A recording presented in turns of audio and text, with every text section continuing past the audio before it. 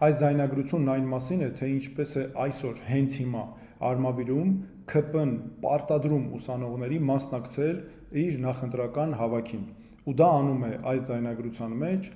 Արմավիրի ՔՊ-ի ավականու անդամ, այսինքն պաշտոնատար անձ, որը բացահայտ չարաշահելով իր դիրքը, որպես դասախոս պարտադրում է ուսանողներին։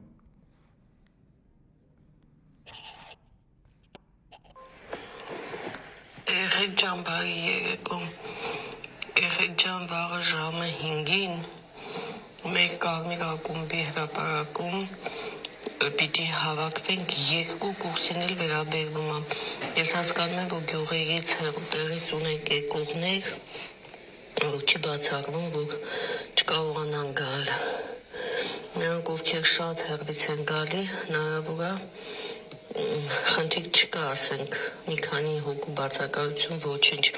բայց նրանք, ովքեր ունեն այդ հնարավորությունը գալու, նամանավանդ քաղաքի բնակիչներ, խնդրում եմ, ես էլ եմ գալու ժամը 5-ին հրապարակում,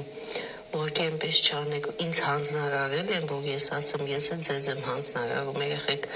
այնպես չլինի, որ ես գնամ կանգնեմ հրապարակում ու տեսնեմ, որ իմ երկու խմբից ոչ ոք չկա։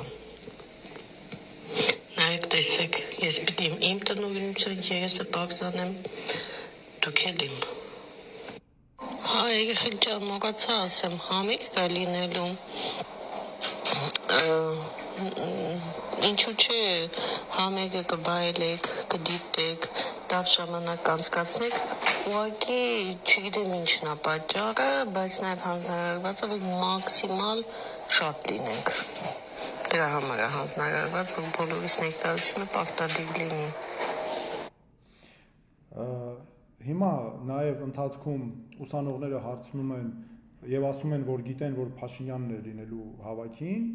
Տեսեք հիմա ինչ է այս կինը, որի անունը իդեպ Լուսինե Գրիգորյան։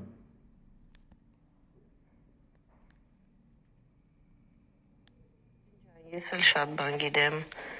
Եկեք չքաղաքականացնենք, ավելորդ ոչինչ չգրենք։ Ասվել է, գնում ենք հրապարակ։